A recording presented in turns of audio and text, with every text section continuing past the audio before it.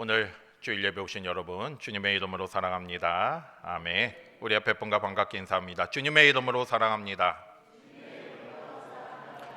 함께 축복하겠습니다. 주님의 이름으로 축복합니다. 설 명절은 잘 보내셨나요? 오랜만에 또 가족들과 친척들과 함께 모여서 즐거운 시간을 가지셨으리라 믿습니다. 우리 삼위가족 모두가 모든 가정에 또 하나님의 사랑과 은혜가 넘치는 믿음의 가정이 되기를 계속 기도하겠습니다. 우리나라에서 최초로 세워진 개신교 교회가 어디인지 혹시 아십니까? 성당 말고요. 개신교 교회. 어디겠습니까? 무슨 교회인지 혹시 아세요? 그 1883년도에 황해도 송천에 세워진 소래교회입니다. 소래교회. 송천이란 말은 한자 지명이죠. 이걸 우리나라 말로 하면 솔레가 되고요. 그래서 이제 소래교회 이렇게 이제 부릅니다. 그래서 이제 소래교회가 우리나라 최초의 개신교 교회입니다. 그런데 우리나라의 최초로 개신교 선교사인 언더우드와 아펜젤러가 들어온 때가 인천의 제물포항으로 들어온 때가 언제입니까? 그 뒤로 2년 후에 1885년도에 최초의 개신교 선교사가 우리나라에 들어왔습니다. 그러면 이 말은 무슨 말일까요? 우리나라에 외국 선교사가 들어오기 전에 이미 우리나라에 교회가 있었다는 겁니다. 소래교회가 있었어요. 어떻게 해서 이 교회가 세워졌겠습니까? 당시 중국에 다니면서 인삼무역을 하던 서상윤이라는 분이 계셨어요. 근데 이 서상윤이라는 분이 중국에 인삼무역을 하러 갔다가 만주에서 장티푸스, 열병에 걸립니다. 열병에 걸렸다가 그 선교사의 도움으로 중국에 있는 맥킨타이어 선교사의 도움으로 치료를 받습니다. 그리고 그 맥킨타이어 선교사로부터 복음을 듣고 세례를 받고 그리스도인이 되었어요.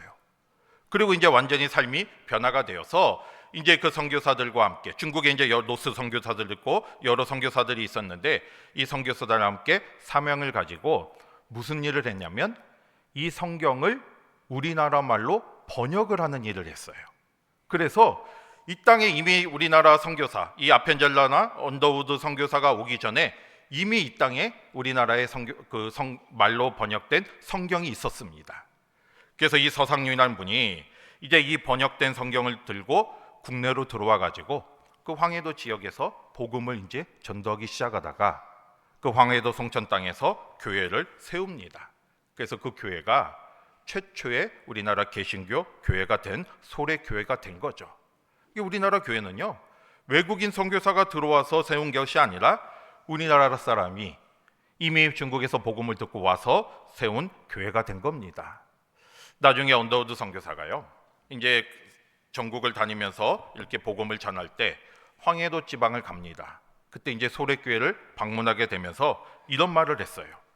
언더우드 선교사가, 우리는 이 땅에 씨를 뿌리러 온 것이 아니라 이미 뿌려진 씨의 열매를 추수하러 왔다라고 말을 했어요. 이미 씨가 뿌려져 있는 거잖아요.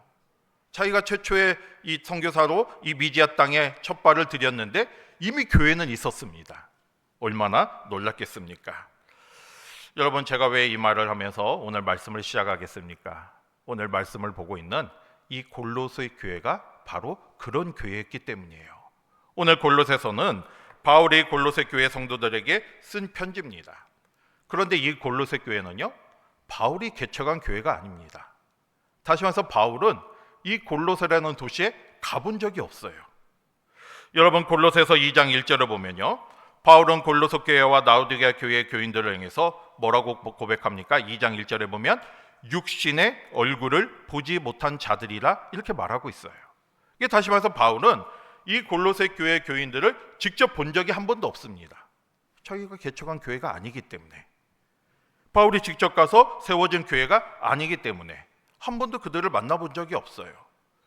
그런데 그러면 골로새 교회는 어떻게 세워졌겠습니까? 여러분 7절 한번 보겠습니다. 7절 같이 볼게요. 시작.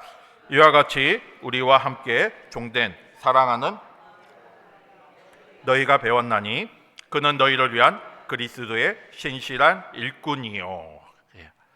이 골로새 교회는 누구로부터 복음을 들었습니까? 7절에 보면요, 에바브라에게, 이 에바브라는 골로새 사람이에요. 그런데 이 에바브라가 이제 에베소에 머물러 있다가 바울로부터 복음을 듣게 됩니다. 바울이 3차 전도여행을 할 때 이 에베소라는 도시에서 3년간 머물르면서 복음을 전했어요. 그때 이 골로새 출신인 에바브라가 에베소에 왔다가 바울로부터 복음을 들었어요. 그리고 변화를 받은 거죠. 그리고 사명을 받고 자신의 고향인 골로새에 돌아가서 거기서 이제 복음을 전하고 교회를 세웠습니다. 그래서 이 골로새 교회는요, 바울이 직접 세운 교회가 아니라 이 에바브라를 통해서 세워진 교회가 되는 거죠. 여러분이 성경에 보면 빌레몬서가 있잖아요.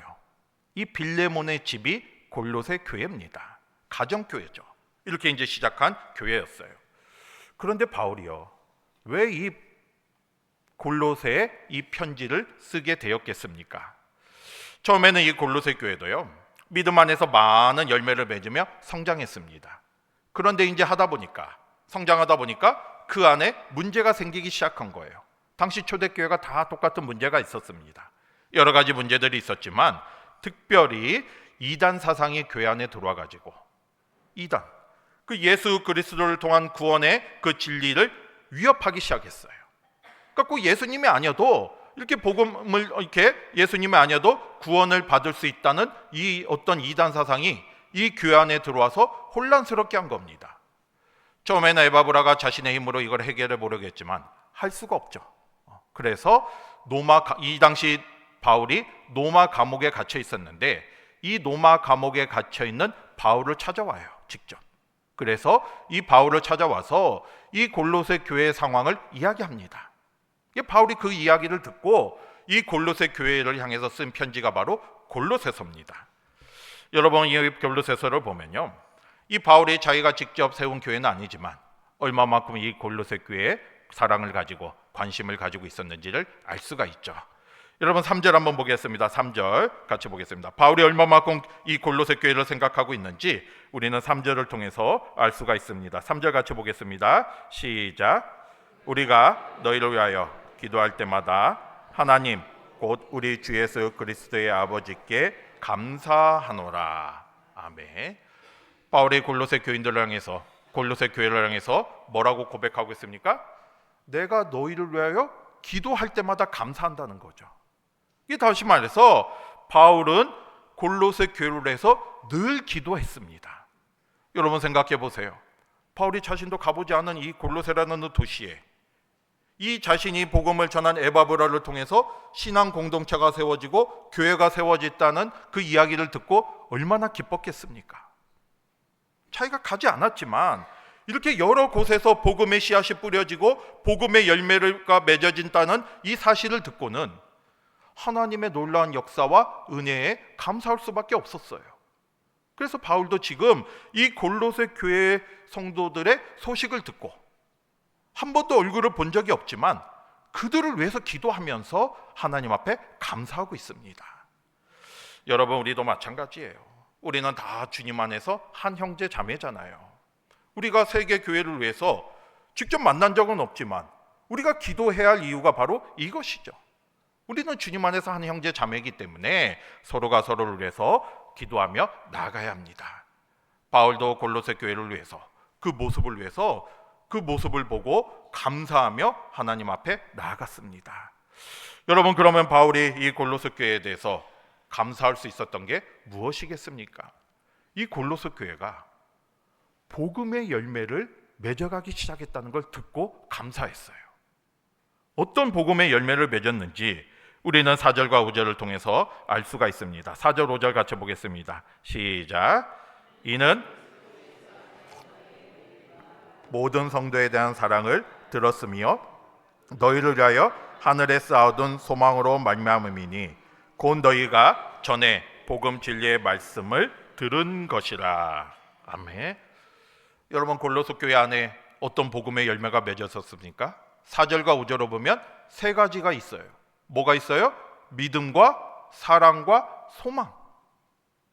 이 믿음, 사랑, 소망은 신앙생활의 가장 기본적인 덕목이면서 우리가 꼭 맺어야 할 열매들입니다. 그런데 골로새 교회가요, 바로 이런 복음의 열매를 맺으면서 잘 성장하고 있었다는 거예요. 이게 바울이 그 소식을 듣고 그 말을 듣고 너무나 기뻐서 하나님 앞에 감사하고 있습니다. 그런데 오늘 말씀을 보면 이 믿음, 소망, 사랑이라는 단어 앞에 수식어가 있어요. 어떤 수식어가 있습니까? 믿음은 어떤 믿음이에요? 그리스도 예수 안에 있는 믿음이고요. 사랑은 어떤 사랑입니까? 모든 성도에 대한 사랑이고요. 그리고 소망은 어떤 소망입니까? 하늘에 쌓아둔 소망이에요. 다시 말해서 이 골로새 교회가 그리스도 예수 안에 있는 믿음으로 잘 성장을 했고요.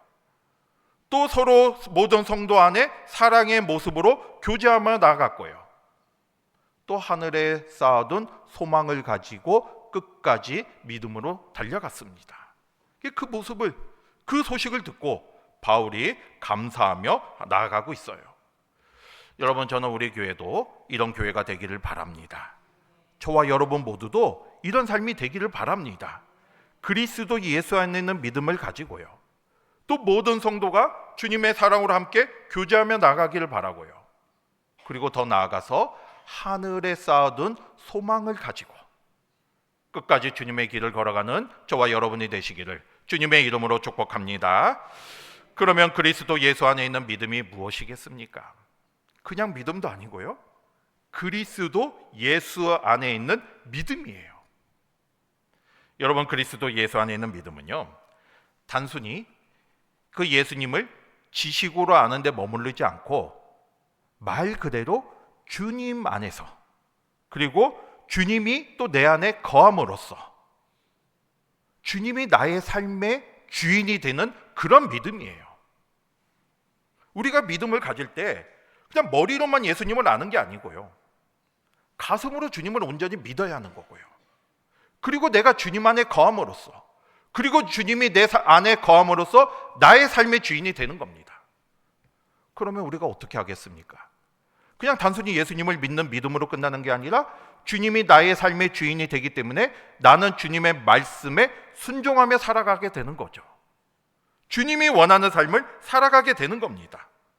이게 바로 그리스도 안에 있는 믿음이 되는 거죠. 당시 골로새 교회 교인들은 바로 이런 그리스도 예수 안에 있는 믿음을 가지고 나아갔습니다. 어려움이 있지만, 여러분, 골로새 교회가 큰 교회가 아니었어요. 아까도 말씀드렸지만 다른 에베소 교회나 다른 빌립보 교회나 이런 교회는 큰 교회였는데 골로새 교회는 가정 교회였습니다. 빌레몬의 집에서 시작한 그런 교회였어요. 그럼에도 불구하고 이 골로새 교회는 그리스도 예수 안에 있는 믿음, 다시 말해서 예수님 안에 거함으로써, 주님이 또 그들 안에 거함으로써 삶의 주인으로 모시고 그 말씀대로 순종하며 나아갔습니다. 그래서 많은 믿음의 열매를 맺을 수 있게 된 거죠. 바울은 그 소식을 듣고 감사하고 있습니다. 저와 여러분도 오늘 말씀처럼 그리스도 예수 안에 있는 믿음을 통해서 우리 삶 속에서도 많은 열매를 맺는 귀한 삶이 되시기를 바랍니다. 그 다음에 어떤 모습을 가지고 있다겠어요? 사랑의 모습인데, 어떤 사랑입니까? 모든 성도에 대한 사랑이죠. 여러분, 우리는 예수님을 구주로 영접하고 하나님을 아버지라 부르는 그런 그리스도인이 되었어요. 그러면 모두 다 한 주님 안에서 한 형제 자매가 되는 겁니다. 영적인 가족, 영적인 공동체가 되는 거예요. 그러니까 우리가 교회 안에서 사랑하는 거야말로 우리가 그리스도인이 되었다는 확실한 모습이 되는 거죠. 우리가 나는 예수님을 믿고 하나님의 자녀가 되었다고 하는데 교회 안에서 사랑하지 못하는 모습을 보인다면 어떻게 우리가 그리스도인이라 할 수 있겠습니까? 이 교회 안에서 사랑의 모습, 모든 성도를 사랑하는 모습이 돼야 하는데 바로 골로새 교회 교인들이 그런 모습이 되었다는 거죠. 모든 성도들을 사랑하는 모습 속에 살아갔습니다. 저와 여러분도 우리 교회 안에서 정말 다른 성도들을 사랑하는, 모든 성도를 사랑하는 그런 모습이 되시기를 바랍니다. 우리가 먼저 사랑하기 위해서는 어떻게 해야겠습니까? 가장 먼저 내가 주님의 사랑을 깨달아야 돼요. 내가 주님의 사랑을 깨닫지 못하는데 어떻게 다른 사람들에게 주님의 사랑을 전할 수가 있겠습니까? 내가 진실한 사랑을 하기 위해서, 그리고 모든 성도를 사랑하기 위해서는 주님의 사랑을 깨달아야 하는 것이고요.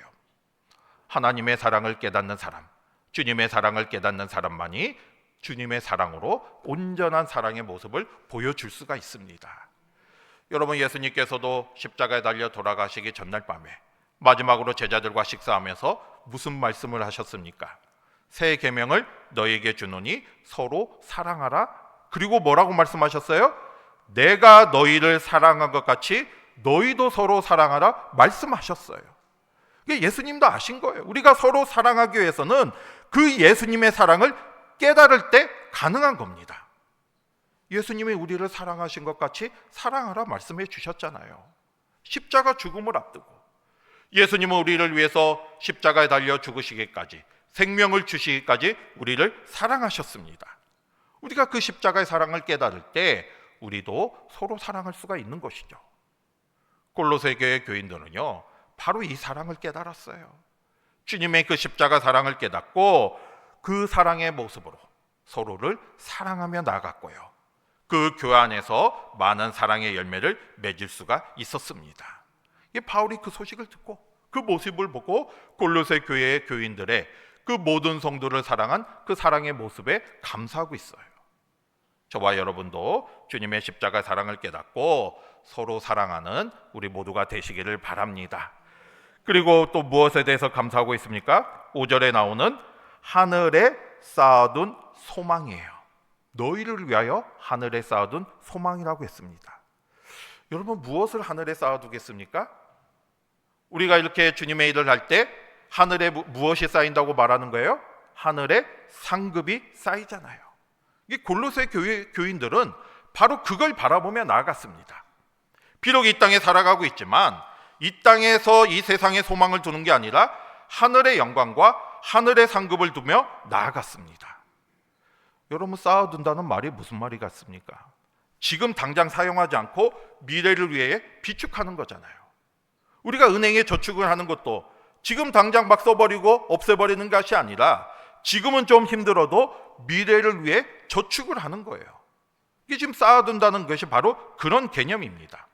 이 땅에 살아가는데 이 땅에서 그냥 이 세상에 소망을 두며 마음대로 살아가는 것이 아니라 조금 힘든 일이 있어도 하늘의 영광을 바라보며 저축하는 거죠.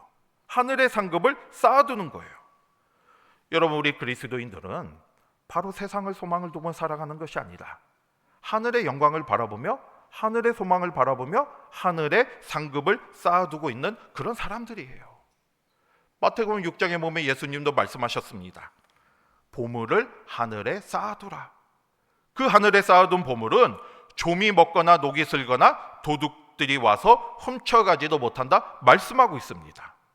이게 우리가 하늘에 쌓아둔 그 상급은 영원히 거기에 머물러 있는 거예요. 없어지지 않습니다.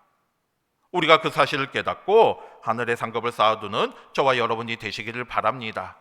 우리가 세상을 살아가면서 주님의 일을 할 때 때로는 눈에 보이는 열매가 맺어지지 않을 때도 있고요, 때로는 내가 원하는 일이 생기지 않을 때도 있고요, 때로는 내가 수고할 때 그 대가를 얻지 못할 때도 있습니다.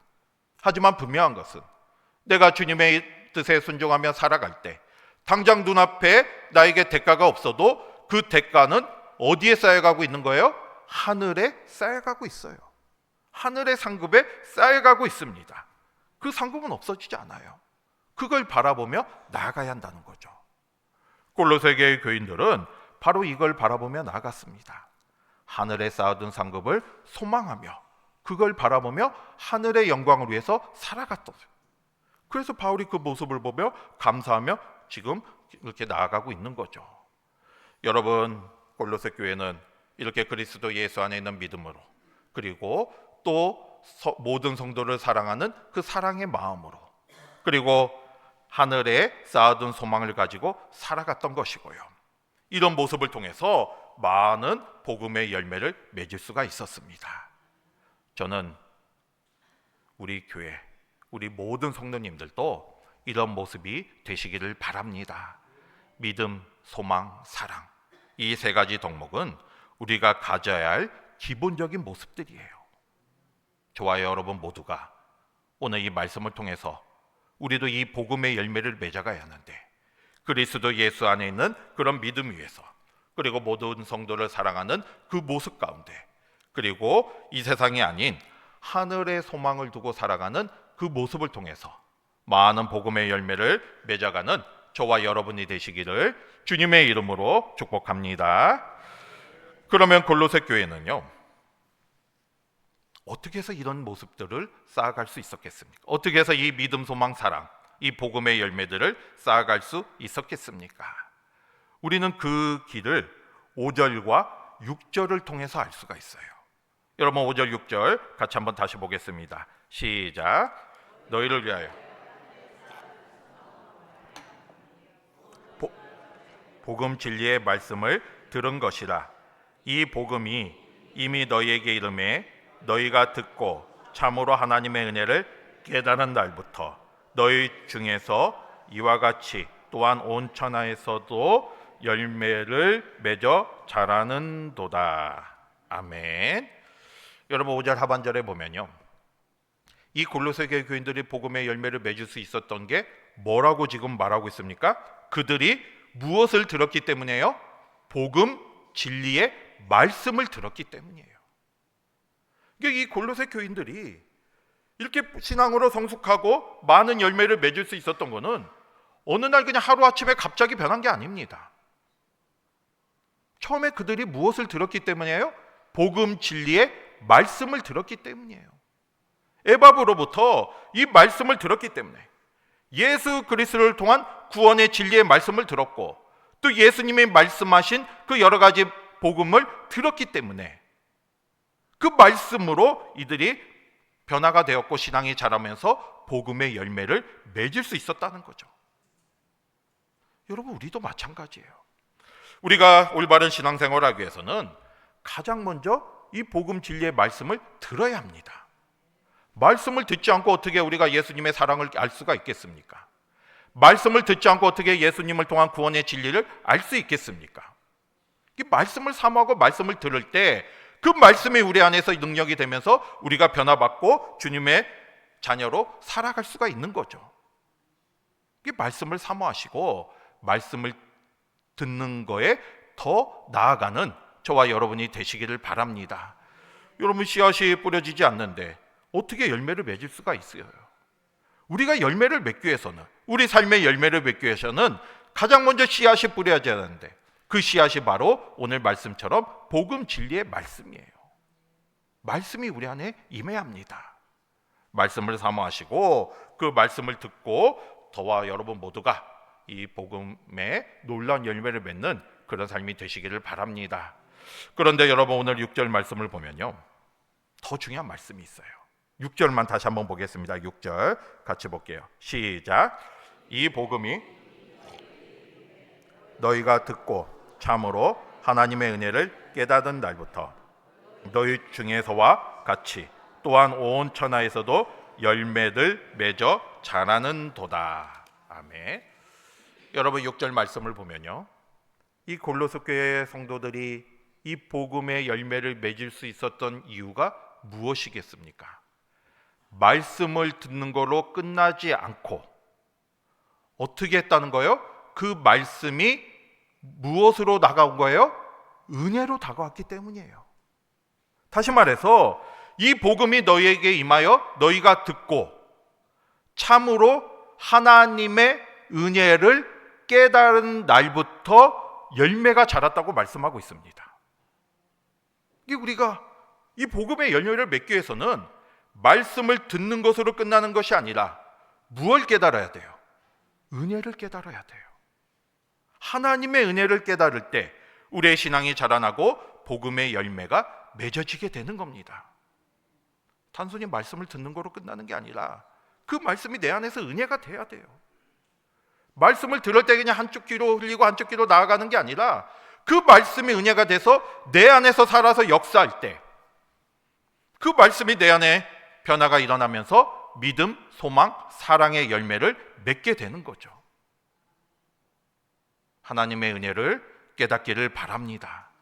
하나님의 은혜를 깨달을 때 우리가 신앙이 자라고 영적으로 성숙하게 되는 겁니다. 여러분, 우리가 아무리 신앙생활을 오래 한다 할지라도 하나님의 은혜를 깨닫지 못하면 그 모습은 엄청난 차이가 있는 거예요. 똑같이 복음을 들어도 하나님의 은혜를 깨닫지 못하면 계속 어린아이와 같은 그런 연약한 믿음, 연약한 신앙 속에 살아갈 수밖에 없습니다. 몇십 년을 믿어도 그냥 제자리의 모습뿐이에요. 은혜를 깨닫지 못하기 때문에 우리가 하는 신앙생활이 의무감에서 하는 거고 남에게 보여주기 위해서 하는 거고, 그러다 보니까 기쁨과 감사가 넘치는 그런 모습이 될 수가 없는 거죠.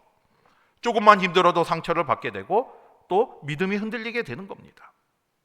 하나님의 은혜를 깨닫지 못하니까 내가 복음의 열매를 맺기는커녕 잘못된 모습으로 나아가고 또 다른 사람들에게 상처를 주기도 하는 거고요. 하나님의 은혜를 깨닫지 못하니까 우리가 우리의 삶을 통해서 주님을 증거하고 주님을 드러내는 삶을 살아야 하는데 나를 자랑하고 나를 드러내는 그런 모습이 되고 마는 거죠. 내가 얼마만큼 신앙생활을 했는가, 내가 직분이 무엇인가, 내가 맡은 게 무엇인가, 물론 그것도 중요하지만 더 중요한 것은 내가 지금 얼마만큼 하나님의 은혜를 깨닫고 있는가예요. 하나님의 은혜를 깨달아야만 우리가 주님의 뜻 가운데 살아갈 수가 있는 것이고요. 나의 삶을 통해서 복음의 열매를 맺어갈 수가 있습니다. 우리 삶을 통해서 주님을 증거하는 삶을 살아갈 수가 있습니다. 저는 저를 비롯해서 이 자리에 계신 모든 분들이 오늘 골로새 교회 성도들과 같이 주님의 은혜를 깨달아서 복음의 열매를 맺는 그런 귀한 삶이 되기를 바랍니다.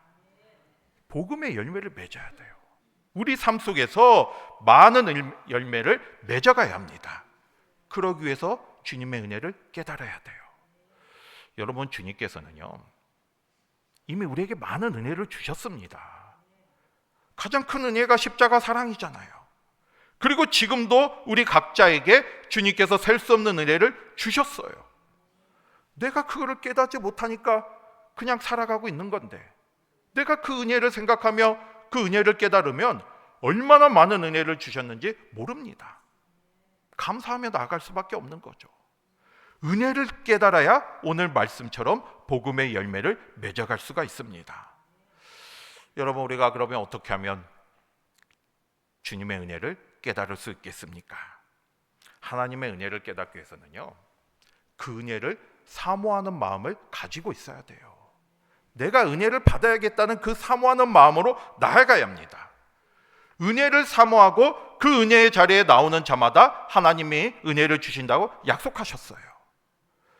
여러분, 우리 청년부 금년도 표어가요, 우리 교회 표어는 세 사람을 이루고요, 청년부는 이제 따로 목표를 가지고 나아가고 있는데 청년부 금년도 표어가 하나님의 은혜를 사모하자. 그래서 지난주 목장 예배 때 제가 히브리서 4장 16절 말씀을 통해서 청년들에게 같이 은혜를 나눴는데, 히브리서 4장 16절 말씀을 보면요, 우리가 긍휼히 하심을 받고 때를 따라 돕는 은혜를 얻기 위하여 은혜의 보좌 앞에 담대히 나아갈 것이니라 말씀하고 있습니다. 우리가 때를 따라 돕는 은혜를 받기 위해서 어디로 나아가라고 말씀하고 있어요? 은혜의 보좌 앞에 나아가라는 거예요. 은혜를 사모하는 마음으로 주님 앞에 나아간다면 주님께서 우리를 긍휼히 여겨주시고 때를 따라 돕는 은혜를 주신다고 약속하셨습니다. 여러분, 우리가요 나는 하나님께 받은 은혜가 없다 생각하지 마시고 다 주셨어요. 내가 그 은혜를 사모하지 않기 때문에 그 은혜를 깨달을 수가 없는 겁니다. 은혜를 깨닫지 못하니까 우리 삶이 변화가 되지 않고 몇십 년을 믿어도 똑같은 모습 속에 살아가고 있는 거예요. 오늘 말씀처럼 은혜를 사모하시고 은혜를 깨닫고 우리 삶의 변화가 일어나서 새 사람을 입는 삶이 되는 것이고요, 더 나아가서 우리 삶 속에 복음의 열매를 맺는 저와 여러분이 되시기를 바랍니다. 주님의 은혜를 얻기 위해서 은혜의 보좌 앞에 나아가야죠. 말씀의 자리에 나가야 돼요. 기도의 자리에 나가셔야 합니다. 주님이 계신 주님의 도우심을 간구하는 그곳에 나아가야 돼요. 주님이 계신 모든 곳이 은혜의 보좌잖아요. 내가 그 은혜를 사모하며 나아갈 때 주님께서는 돕는 은혜를 주신다고 약속해 주셨습니다. 내가 사모하지 않기 때문에, 내가 그 은혜의 보좌 앞에 나아가지 않기 때문에 은혜를 깨닫지 못하는 거예요. 여러분, 이 시간 우리가 예배드리기 위해서 이 자리에 왔잖아요. 어떤 마음으로 이 시간에 오셨습니까? 그냥 주인이니까, 내가 오늘 안 가면 뭔가 일주일 내내 찝찝할 것 같으니까 그냥 한번 한 시간 가서 있다가 돌아와야지, 이런 마음으로 오셨습니까? 은혜를 사모하지 않는 거잖아요. 내가 오늘 가서 정말 이 기도하는 가운데 주님의 음을 만나야겠다, 내가 말씀을 듣는 가운데 주님의 음성을 들어야겠다, 이런 마음으로 내가 오늘 주시는 주님의 은혜를 깨달아야겠다. 우리가 서로 성도들과 교제하면서, 오늘 교회 오시면 많은 사람들을 만나게 되잖아요. 그들을 통해서 주님의 사랑을 깨달아야겠다, 이런 마음으로, 사모하는 마음으로 오셨을 때 주님께서 때를 따라 돕는 은혜를 주신다 약속해 주셨어요. 사모하는 마음으로, 주님의 은혜를 사모하는 마음으로 나아가시기를 바랍니다. 그럴 때 주님의 은혜를 깨달을 수가 있게 되는 것이고, 그러한 삶을 통해서 우리가 주님의 원하시는 열매를 맺어갈 수 있게 되는 거죠. 여러분, 오늘 말씀처럼 우리도 골로새 교회 성도들처럼 우리도 많은 복음의 열매를 맺는 저와 여러분이 되시기를 바랍니다. 진리의 말씀을 들어야죠. 그거는 이미 다 들어요. 우리가 중요한 거는 그 말씀을 통해서 은혜를 깨달아야 돼요. 은혜를 사모하시고 주님이 주신 은혜를 깨달아서 풍성한 복음의 열매를 맺기를 바랍니다.